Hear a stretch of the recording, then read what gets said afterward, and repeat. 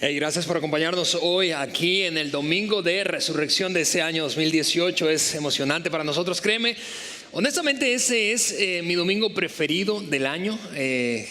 Cada domingo nos encanta y nos fascina hacer lo que hacemos aquí en Vidaín, pero este es para mí el domingo más importante de todo el año.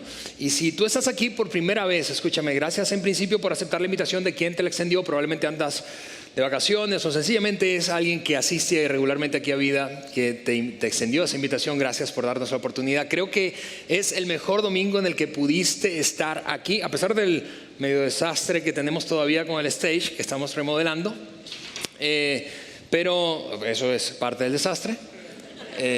Aquí tenemos efectos especiales, pero gracias por acompañarnos, bien sea que estés ahora mismo, te repito, aquí en el auditorio, viéndonos por internet a través de nuestra transmisión o escuchando, viendo este mensaje después de que ya ha ocurrido.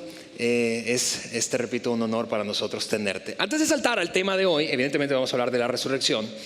Déjame en principio anticiparte algo. Quiero animarte a no perderte la próxima serie que daremos inicio el próximo domingo, de aquí en 8 días. Es una serie que hemos llamado Volver a Empezar y que es extraordinariamente práctica. Voy a animarte a no solamente no perdértela, sino que invitar a alguien. ¿Por qué? Porque atiende a una pregunta que creo que es común para todos nosotros a lo largo de la vida. En una o varias ocasiones nos hacemos esta pregunta, abiertamente o secretamente. Nos preguntamos, ok, si pudiera hacerlo otra vez, ¿cómo podría hacerlo esta vez, pero bien? No importa de lo que se trate. Si pudieras hacerlo otra vez, ¿cómo podrías asegurarte de que esta vez te salga mejor?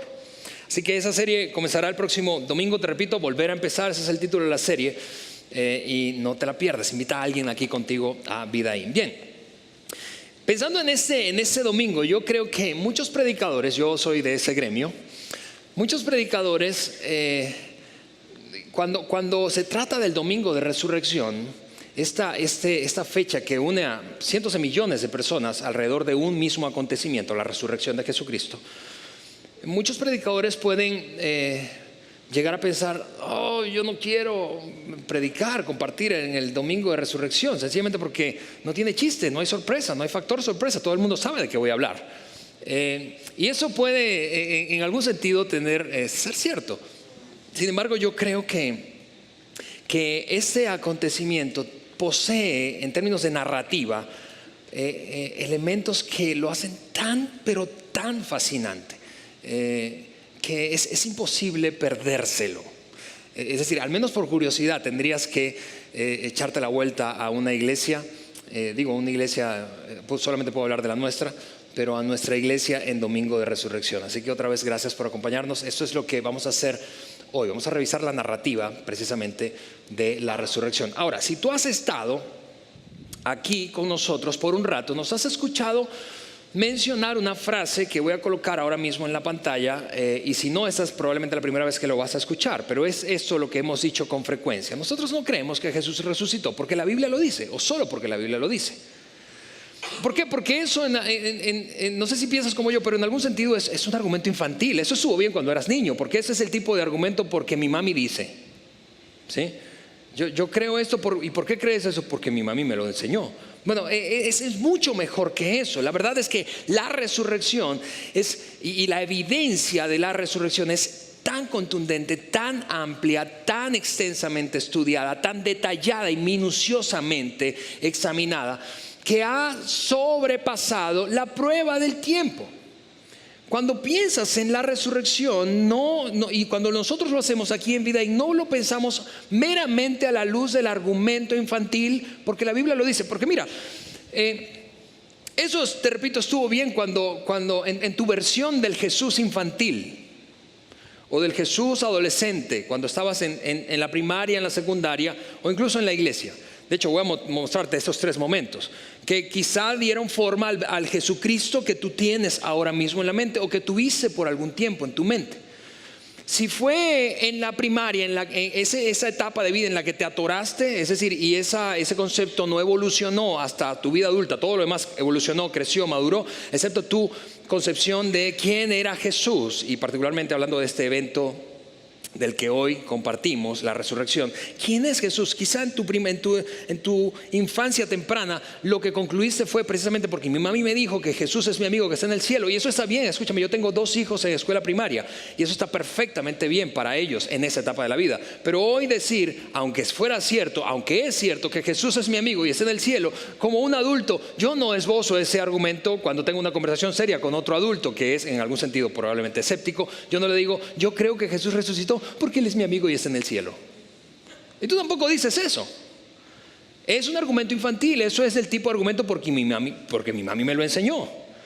Quizá en lo que se atoraron muchos o nos atoramos muchos fue con esta versión del Jesús de nuestra escuela secundaria o adolescencia. Es decir, si tú como yo, por ejemplo, yo crecí en un contexto católico y por lo que asistí, yo recuerdo haber asistido particularmente a un retiro espiritual de jóvenes adolescentes católicos, y recuerdo que fue extraordinaria la experiencia. Fue un momento cargado de emociones, cargado de, tú sabes, de la intensidad de la renovación o la reconsagración personal. Tú sabes, uno se porta tan mal en la adolescencia. Papás, miren a los adolescentes, hijos que están aquí, díganle sí. Uno se porta tan mal en la adolescencia que en algún momento, cuando tiene un encuentro con Jesucristo real, verídico, lo que caracteriza ese encuentro es esto, es una carga emocional fuerte y el compromiso de vivir en pureza, en devoción, en algún sentido. Pero muchos se quedaron atorados con esa versión de Jesucristo hasta su adultez. Y hoy tú no vas para un retiro o para un campamento de verano todos los veranos siendo adulto, ¿verdad? A llorar y decir, te consagro mi vida otra vez. Eso no es la realidad para la vida de un adulto promedio. Por eso es que si te quedaste con algunas de estas, son infantiles, y probablemente en algunos casos te quedaste con estas sin importar más allá, y más allá de la etapa de vida de la que hablemos. Algunos se quedaron con la percepción y la versión de Jesucristo de la iglesia. Hablo de la iglesia en general. Hablo de la iglesia en general, hablo de la iglesia católica y hablo de la iglesia protestante. Tú sabes, ese Jesús aburrido e irrelevante que bostezabas cuando empezaba el culto, el servicio, la reunión o la misa, y te recostabas del regazo de tu mamá. Ella te despertaba, ¿verdad? Pero esa versión resulta en la adultez, hablando de la vida práctica y cotidiana, aburrida e irrelevante. Cualquiera sea el caso con el que te identifiques, la buena noticia hoy que quiero darte es que hay una versión adulta de Jesús. Hay una versión adulta. Hay una versión para adultos. Hay una versión con evidencia contundente, con razonamiento práctico, con razonamiento profundo en ocasiones.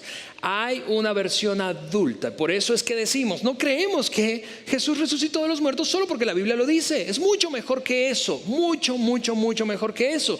Y te mostraré aquí algo que en otras ocasiones, y particularmente en Domingos de Resurrección, hemos dicho aquí en Vidaín. Creemos que Jesús resucitó porque un hombre llamado Mateo, que fue un testigo ocular, por cierto, nada espiritual, no era un tipo espiritual, no era un líder religioso, ni un sacerdote, ni un rabí, no era un maestro de la ley, ni de la Torá, era un cobrador de impuestos, un bicho malo, pues, de esos del SAT.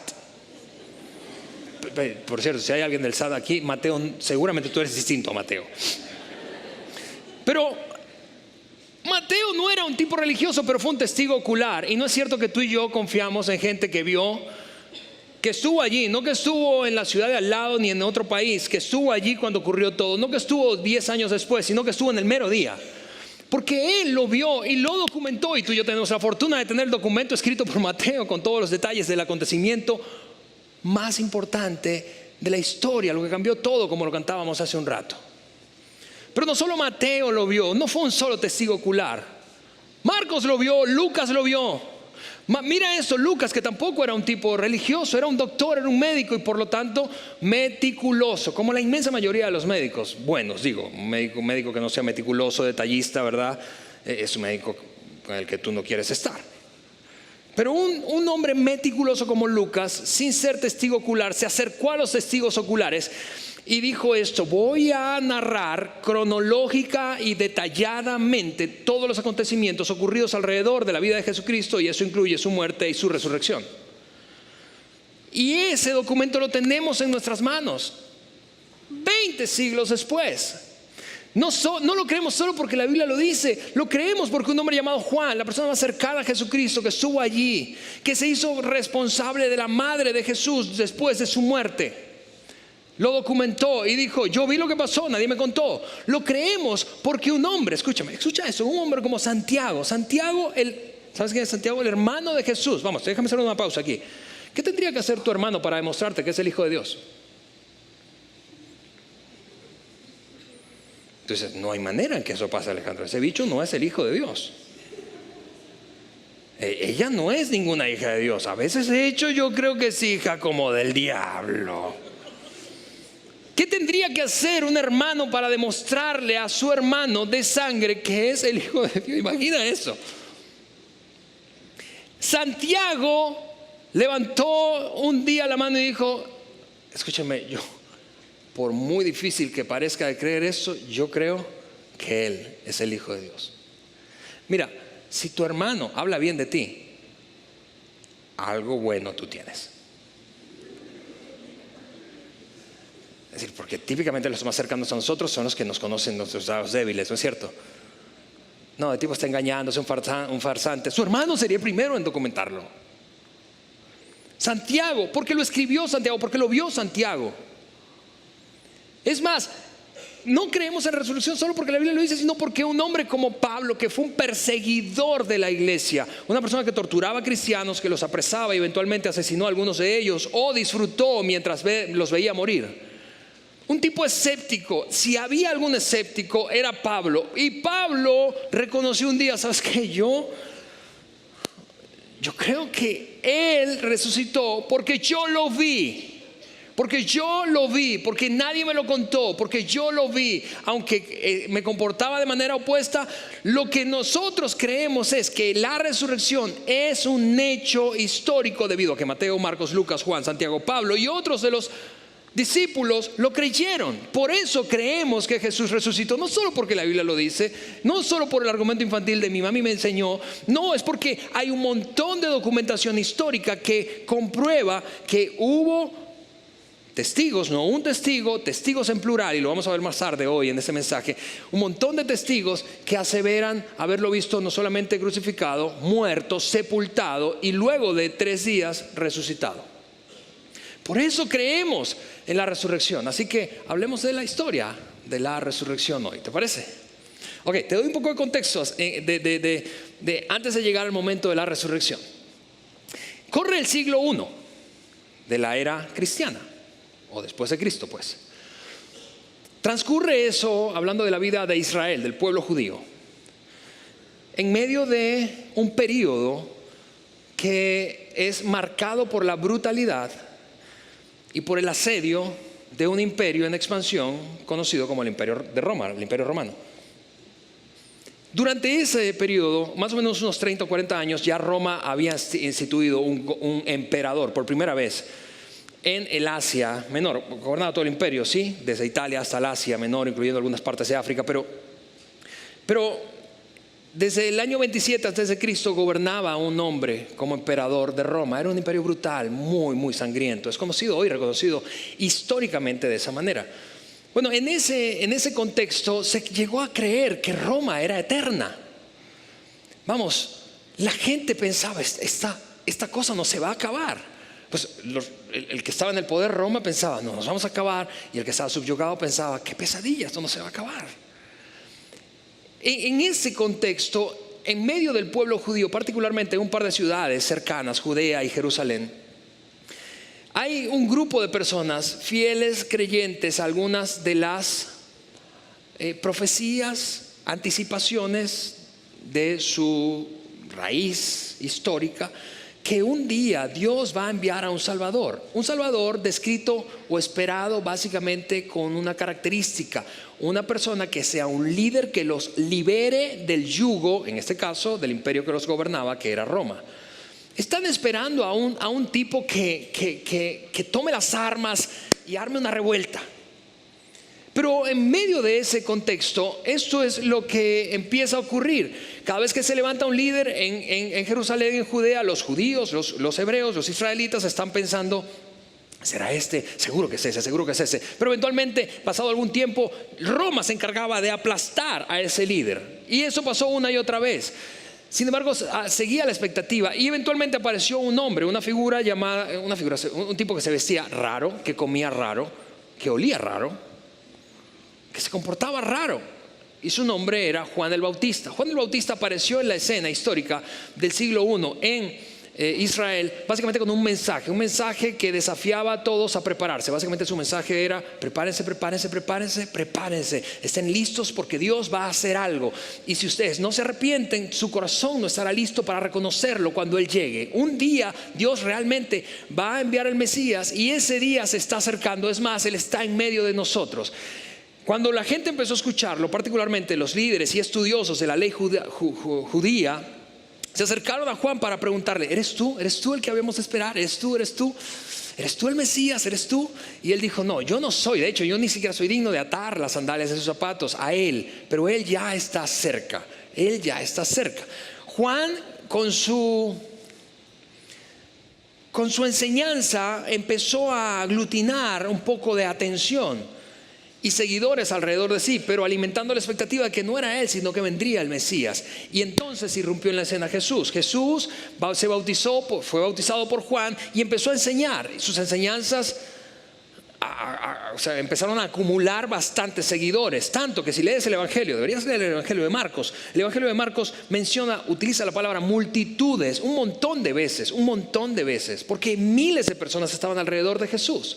Así que mientras que Juan agitó a la ciudad y la vida pública con su mensaje, Jesús, con su influencia creciente, desequilibró el poder, particularmente el poder religioso de la época. ¿Por qué? Porque los líderes judíos, líderes religiosos judíos, salvaguardadores del templo, empezaron a sentir cómo su poder se esfumaba de sus manos y se iba detrás de una influencia nueva y creciente como era la de Jesús. Y eso empezó a causar mucho desequilibrio, mucha incomodidad, muchísima incomodidad. Eventualmente llegó un punto, después de milagros, de sanidades, de enseñanzas, y muchas, por cierto, de sus enseñanzas no solo desafiantes, sino incomprendidas. Es decir, incluso sus más cercanos terminaban de escuchar un discurso y se acercaban a Jesús. Jesús les decía: ¿qué les pareció? Y ellos: estuvo chido, pero honestamente no entendimos nada. 2000 años después seguimos preguntándonos respecto a algunas enseñanzas lo mismo. ¿Qué significa eso? Vamos, la enseñanza de Jesús fue perturbadora y en algunos casos poco práctica, siempre desafiante, siempre controversial. Pero la cosa es que empezó a mover ese equilibrio y balance de poder en la época. Y llegó un momento en el que fue definitivo en todos estos acontecimientos históricos. Y fue el hecho de que se empezó a correr un rumor, a esparcir un rumor en medio de toda Jerusalén, Judea, Samaria. Y el rumor decía que Jesús había resucitado a un hombre de la muerte. Ese hombre no era cualquier hombre, era un hombre conocido, un tipo de negocios prominente, conocido en su ciudad, llamado Lázaro. Y tú conoces a Lázaro, aunque jamás hayas leído su historia, te lo voy a demostrar. Tú conoces a Lázaro porque tu abuela y tu mamá te enseñaron, como las mías a mí, un dicho popular que se metió en nuestras culturas y que proviene precisamente de la resurrección, del rumor del que te hablo, la resurrección de Lázaro.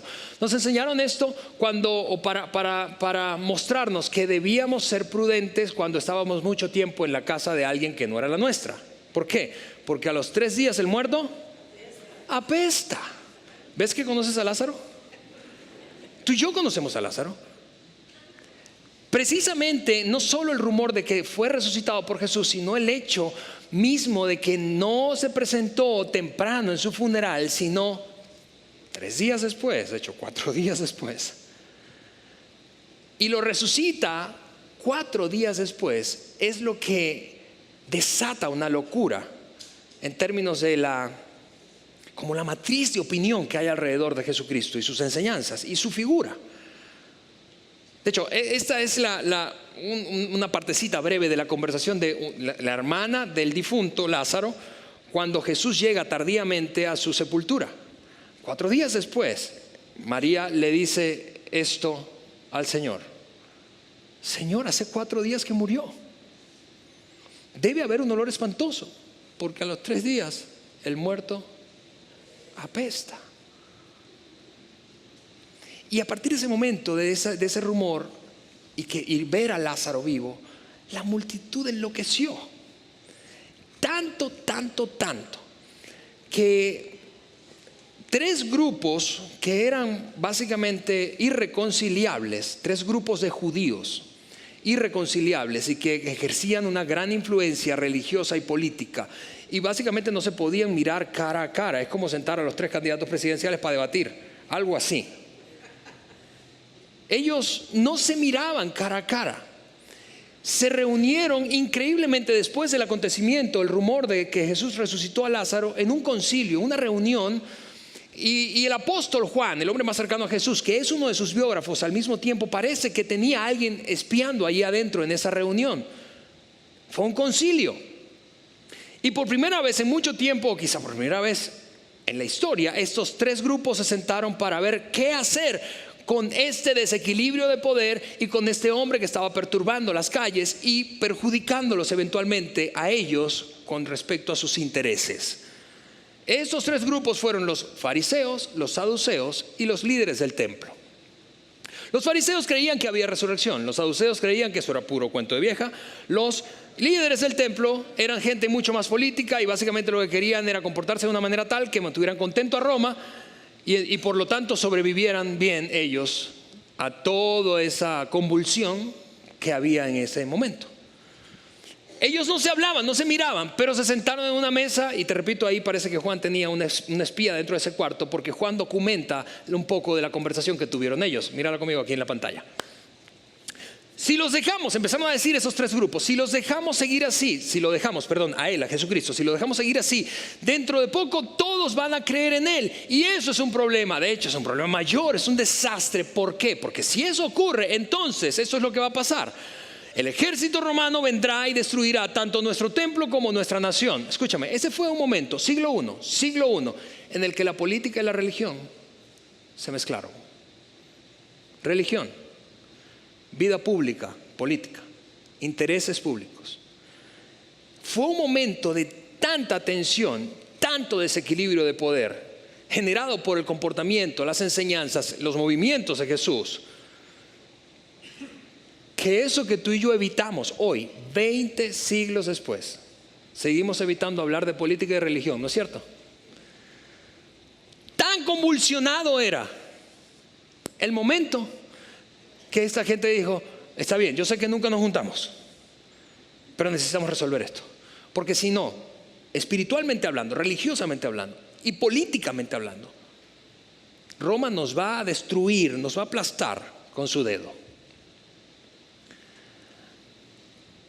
Y mira qué es lo que siguió diciendo Juan, documentó de esa conversación. Después de que dijeron: tenemos que hacer algo. Eso es lo que dijeron ellos adentro de esa sala. Así que a partir de ese momento los líderes judíos comenzaron a conspirar para matar a Jesús. Fue a partir de la resurrección de Lázaro que todo se enloqueció y se volvió salvaje. Y desde ese momento los 4 evangelistas que narran los acontecimientos desde perspectivas únicas, cada uno de ellos, como es obvio, empezaron como a bajar el ritmo de la escritura. Se volvió más lento, mucho más detallados en los acontecimientos que sucedieron a esa conversación, al rumor de la resurrección de Lázaro y a la conversación en ese concilio entre fariseos, saduceos y líderes del templo. Ahora, por lo que resta de este tiempo, yo quiero, aprovechando la narrativa de esos 4 biógrafos, quiero mostrarte que lo escrito por estos hombres es tan increíble, es decir, es ridículo, es absurdo. Si te pusieras a pensar, es absurdo que si ellos fueron los autores, es decir, si el apóstol Juan escribió el Evangelio de San Juan, si Mateo escribió el Evangelio según Mateo, si Lucas escribió el Evangelio según Lucas y si Marcos escribió el Evangelio según Marcos, es absurdo que se hayan descrito a sí mismos como lo hicieron en esos documentos históricos. Es absurdo. Y eso es lo que hace esta historia, la narrativa de la resurrección, tan increíblemente creíble. Es tan increíble que tú dices, no puede ser. Si hubiesen tenido un plan, ellos, escúchame, si ellos hubiesen escrito con el plan de, mira, es una farsa, el tipo no resucitó, pero vamos a escribir las cosas de tal manera que eventualmente en algún momento el movimiento se mantenga con vida y cobre fuerza. Entonces, seguro tú piensas como yo, se habrían descrito a sí mismos en la historia de una manera, digo, plausible. Habían dicho de Pedro, Pedro era un tipo aguerrido que se enfrentó a todos. No, Pedro era un cobarde que no tenía fe, que negaba a Jesús cada vez que tenía la oportunidad. Es ridículo que si ellos son los autores, vuelvo a decirte, si ellos son los autores, se hayan descrito de la manera en que lo hicieron. Piensa por ejemplo otra vez en Pedro, hablando de Pedro. Vuelvo a decirte, si tú fuiste como yo criado en la fe católica, en la religión católica, ese es mi caso. Tú sabes, tú y yo sabemos lo importante que es o ha sido Pedro históricamente para la Iglesia católica. Pedro es la piedra angular de la iglesia. De hecho, en algún sentido, incluso un poco místico, cada papa a lo largo de la historia está conectado místicamente con Pedro.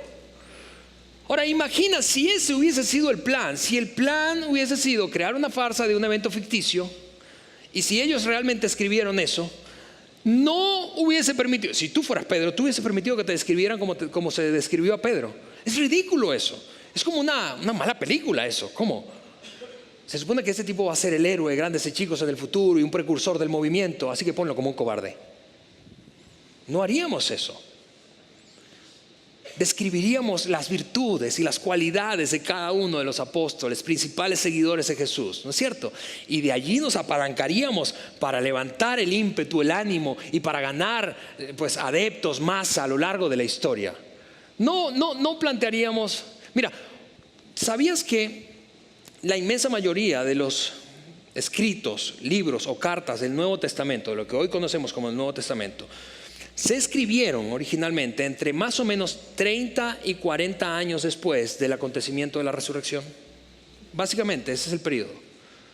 Ahora, eso daba tiempo suficiente como para voltear un poco la historia, ¿no te parece? Si tú hubieses sido Pedro, si tú hubieses sido Juan, si tú hubieses sido alguno de los apóstoles y pasado todo ese tiempo, dices, ok, yo quisiera cambiar eso porque eso no habla bien de mí.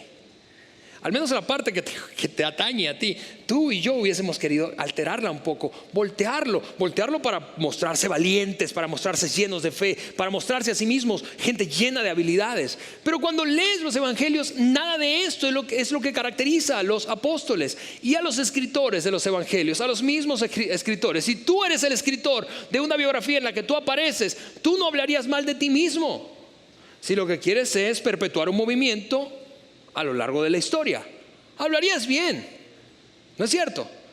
Al contrario, cuando tú lees los evangelios, te das cuenta de que los apóstoles, los seguidores principales, los primeros seguidores de Jesús, los protagonistas de la historia, eran gente real, gente como tú y yo, eran gente real, que realmente estaban asustados, realmente inseguros y realmente preocupados por ellos mismos, eran egoístas. Y mira, pausa. Suponte entonces que ellos no escribieron eso, porque hay escépticos, ¿sí?, que opinan. Mira, los evangelios y el Nuevo Testamento se escribió hasta 80 o 90 años después, y no lo escribieron los que hoy tenemos en la mano, sino otras personas, para levantar, con la intención de levantar el movimiento. ¿Y por qué 80 o 90 años después? No sé si sabías esto, pero 80 o 90 años después es lo que toma para crear una leyenda urbana, una fábula, un hecho ficticio y que luego parece como histórico. ¿Por qué eso es así? Porque entre 80 y 90 años después, todos los testigos oculares ya no están vivos. Por lo tanto, cuando escribes algo, no hay nadie que diga, eso no fue así porque yo estuve allí. Así que supone eso, supón que no lo escribieron ellos, que Juan no escribió Juan, que Mateo no escribió Mateo, que Marcos no escribió Marcos, ni que Lucas escribió Lucas, ni que Pablo escribió todas las cartas que conocemos, ni que Pedro escribió esas cartas. Suponte que le escribieron otras personas 80, 90 años después. Todos se murieron y están creando una fábula. Bueno, eso nos lleva a la pregunta irremediable de ¿por qué hicieron eso? La respuesta no es tan complicada, la respuesta es fácil, porque querían mantener vivo el movimiento de Jesús. Esa es la respuesta. Si una persona inventa una cosa, quiere iniciar un movimiento, una cosa como esta, digo, de la resurrección, y aquellos ya murieron todos, bueno, vamos a inventar, pero de nuevo, vuelve conmigo a el tipo de momentos y descripciones que hacía o hacen los textos de los evangelistas respecto a los mismos discípulos. Es una cosa absurda. Mira esto, si yo hubiese sido una persona distinta a los evangelistas tratando de crear una leyenda urbana 90 años después, yo al momento de narrar la noche del arresto de Jesús, yo los hubiera descrito así: y rodearon los 12 a Jesús y entrelazaron sus brazos uno con otro y dijeron, si nos llevan, le dijeron a los guardias, si se lo llevan a él, nos llevan a nosotros también. Yo los hubiese descrito como valientes. Mira, hay un detalle que no sé si deberías leer el Nuevo Testamento, deberías leer los evangelios. Hay un detalle en los evangelios que narra el momento en el que un guardia se aferró de la ropa de uno de los discípulos y él se zafó ahí con una maniobra. Y como probablemente traía encima una túnica, era una vestimenta normal de la época, se zafó y salió corriendo hacia el bosque, dejando su ropa en las manos del guardia. Por lo tanto, huyó desnudo. Es decir, tú hubieses incluido ese detalle en la narración. O sea, eso es un nivel de cobardía como nivel Dios de cobardía. ¿No es cierto? O sea, el vato se fue desnudo. Tú hubieses incluido el momento en el que Pedro, si tú no fueses los apóstoles, los que escribieron según el texto del Nuevo Testamento, si no hubieses sido una persona como un ghostwriter, un escritor fantasma 90 años después, para inventar una cosa y a partir de ahí crear una religión, hubieses escrito a Pedro tan cobarde como el momento en el amanecer del arresto de Jesús, cuando una chica adolescente lo ve a los ojos y le dice, ¿tú te pareces a un tipo que andaba con él?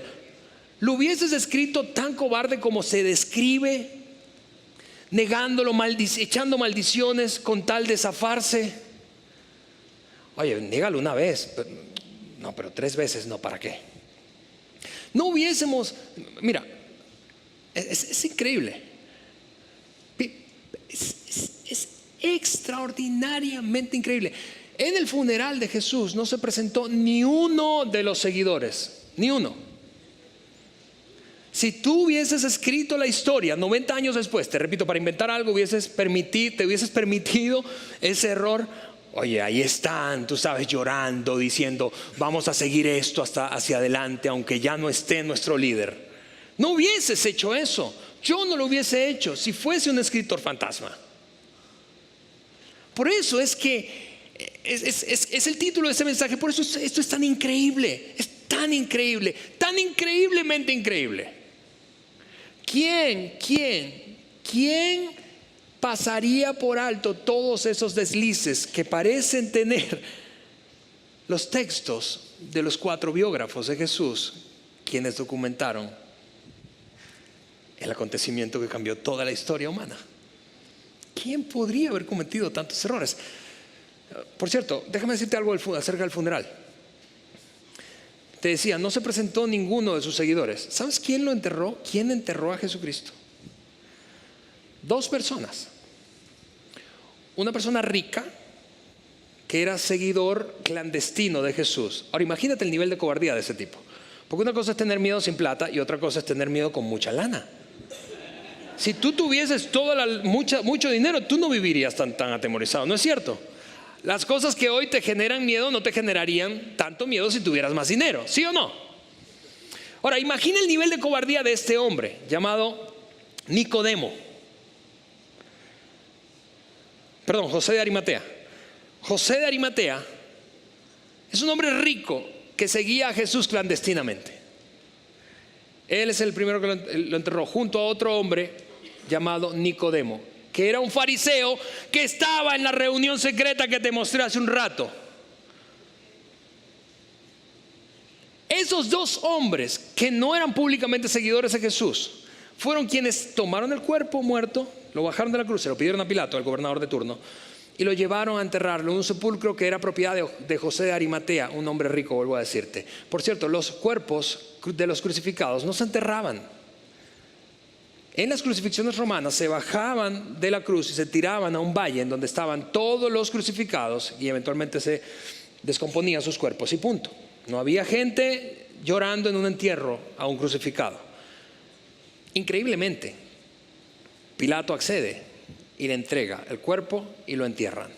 Ahora, lo más extraordinario probablemente de lo que hasta ahora te he dicho es esto: los enemigos de Jesús creían más, confiaban más en el movimiento de Jesús que sus propios seguidores. Y te digo eso porque parte del grupo que se reunió secretamente, esos tres grupos, fariseos, saduceos, líderes del templo, se acercaron a Pilato y le dijeron: Pilato, ahora tenemos un problema. Tú sabes que los cuerpos de crucificados no se entierran, pero tú decidiste entregar el cuerpo para que lo entregaran a este par de personas.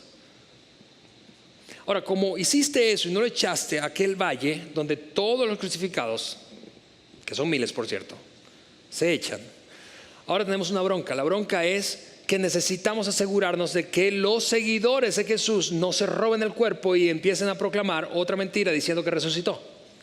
Así que te pedimos, eso es lo que te pedimos, un favor. Lo voy a poner aquí en la pantalla: que selles la tumba hasta el tercer día. ¿Por qué? No sea que vengan sus discípulos, se roben el cuerpo y le digan al pueblo que ha resucitado, y ese último engaño sería peor que el primero. Pilato respondió: whatever, hagan lo que quieran, llévense a los dos guardias y pónganlos allí, aseguren la tumba lo mejor que puedan. Ahora, la cosa es que no había forma en que los discípulos se robaran ese cuerpo. Era absurdo robarse ese cuerpo, era muy peligroso, era inútil y era muy peligroso. Vamos, piénsalo conmigo.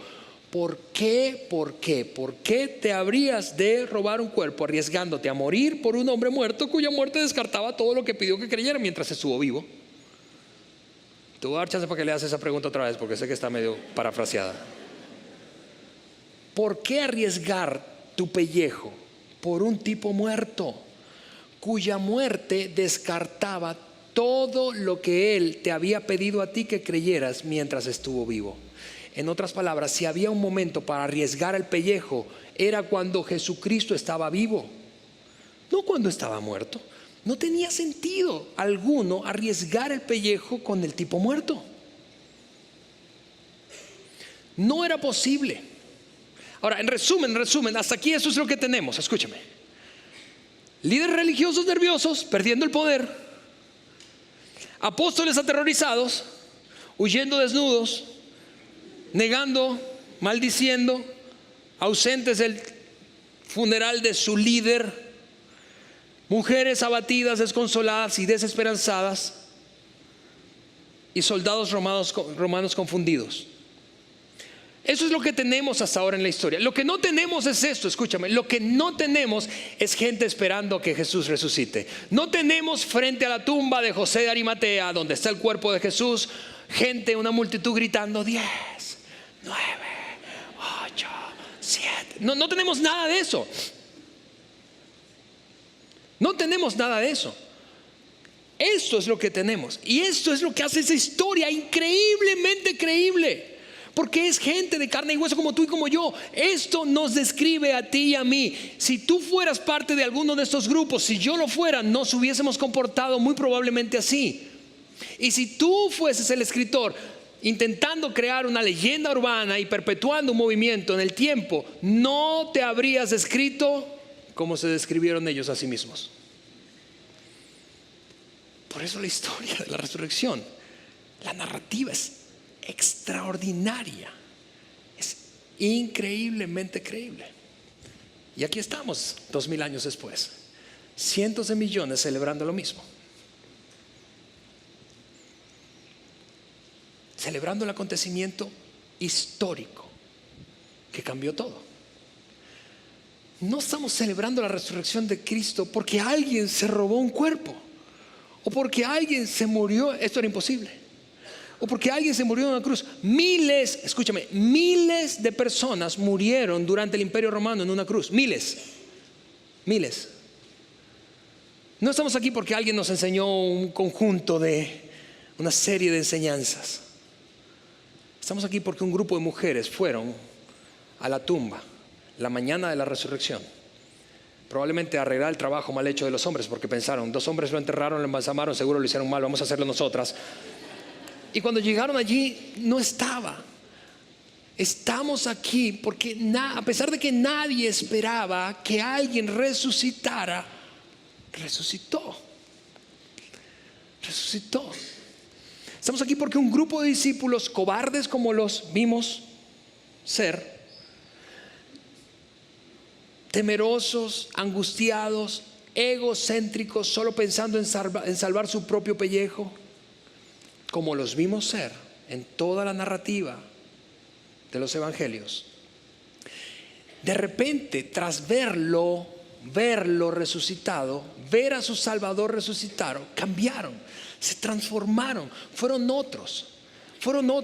Y allí mismo, no en otra ciudad, no en otra época, allí mismo, unos días después de la resurrección, se levantaron con coraje, con valentía para compartir un mensaje sumamente sencillo que si has estado aquí en las últimas semanas lo hemos repetido. Su mensaje era: ustedes lo mataron, no ustedes la raza humana, no, ustedes que estamos viendo a los ojos, ustedes romanos, ustedes judíos, ustedes, tú, te vi allí, te vi capturarlo, te vi regodearte en su muerte, ustedes lo mataron, Dios lo resucitó, nosotros lo vimos, nadie nos contó, yo lo vi,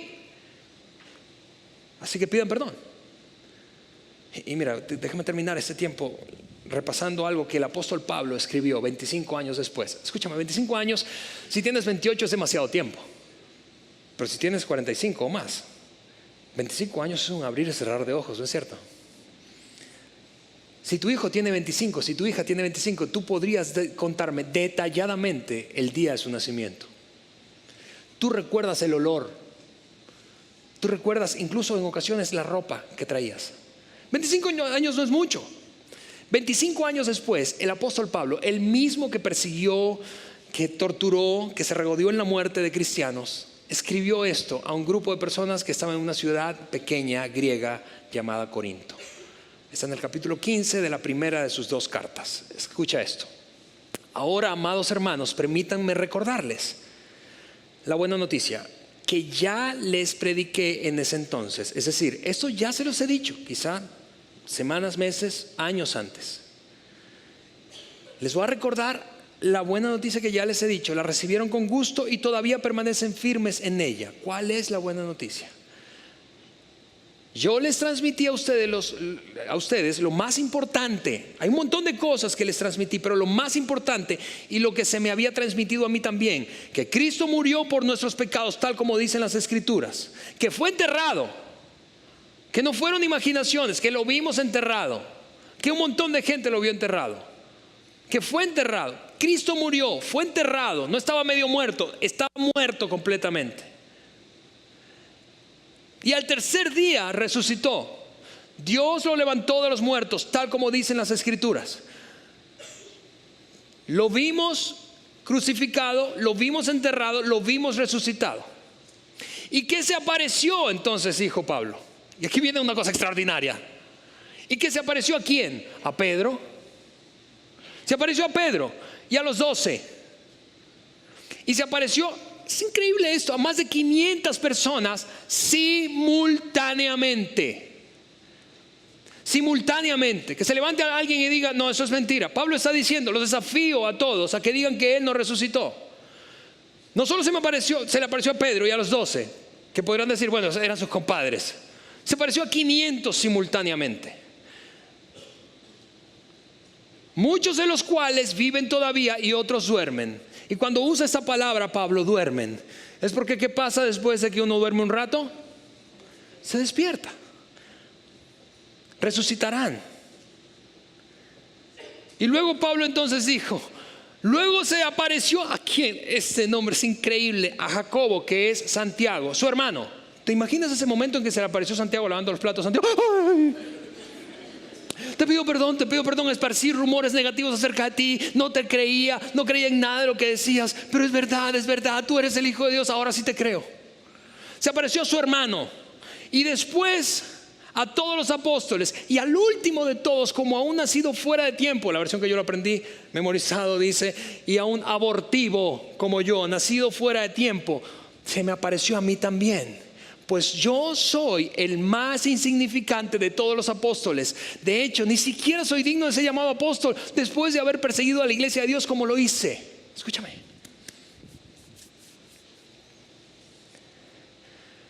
Estamos aquí no por una leyenda, una fábula.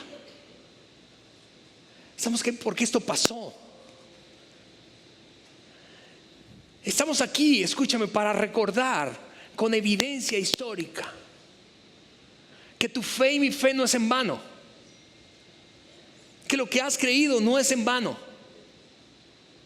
que lo que creyeron tus padres y tus abuelos que ya no viven no es en vano, que un día miraremos cara a cara a nuestro Dios debido a que Cristo resucitó. Estamos aquí celebrando que somos libres y que nuestras vidas, las vidas de miles, de millones de personas a lo largo de la historia han sido transformadas. No por una leyenda bíblica, no porque la Biblia, no porque mi mami me enseñó así, no por el argumento infantil, no, por evidencia, porque esto pasó.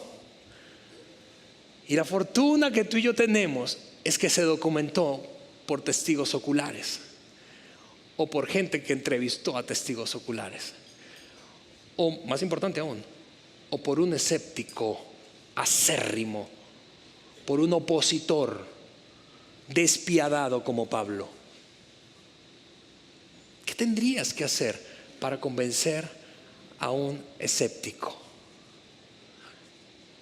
Tendrías que darle suficiente evidencia como para desmantelar toda su argumentación y que finalmente diga, es cierto. Al tipo que tanto perseguí, a su movimiento que tanto arrasé, hoy reconozco que es cierto. Y si tú estás aquí, escúchame, una de tres grupos probablemente eres tú, y de esa manera vamos a terminar. La banda va a dirigirnos en una canción final, pero mientras ellos se acomodan, tú y yo pertenecemos probablemente a uno de estos tres grupos. Y yo en un momento más quiero orar, pero quiero pedirte ahí gentilmente que si perteneces a uno de esos tres grupos, inclines tu cabeza y ores esta oración sencilla que te voy a dar. Si tú estás aquí, tú dices en primer lugar, sabes que yo honestamente, Alejandro, yo no sé si creo, pero esto me despierta algo de curiosidad y debo confesarlo. Bueno, yo quiero decirte, ahí con tu rostro inclinado en silencio, tú dile, Señor, tengo curiosidad. No sé si creo, pero tengo curiosidad. Si tú por otra parte estás aquí y creíste en algún momento de tu vida, pero luego de escucharme tú dices, ¿sabes qué? Yo creo que necesito reconectarme con mi Padre Celestial. Necesito reavivar mi fe. Pues yo te voy a animar a que le digas, Padre Celestial, yo quiero comenzar otra vez. Y si tú estás aquí, y tal vez no son muchos, pero si tú estás aquí y tú dices, ¿sabes qué, Alejandro? Yo no me esperaba esto y honestamente me estoy dando cuenta de que creo. Yo quiero que tú le digas al Señor, tú le digas, Padre Celestial, yo creo que tú eres el Cristo, que moriste y resucitaste por mí. Ahí con tus ojos cerrados, permíteme orar. Señor, te damos gracias. Es extraordinario esto, Señor, que tanto tiempo, tantos años después, tengamos en nuestras manos tanta evidencia histórica, tan contundente, tan detallada, tan real, tan increíblemente real, que parece irrefutable, que es creíble. Yo te quiero pedir que a las personas que están aquí, que se sienten curiosas, que sigas alimentando su curiosidad. Que a los que están aquí dicen, Señor, yo quiero renovar, reconectarme contigo, tú puedas confirmar esa decisión. Y al que está aquí, Señor, que dice, creo, por primera vez creo, Señor, llena su alma de la firme convicción de que este acontecimiento lo cambió todo. Y lo cambió todo para él o para ella. En el nombre de Jesús. Amén.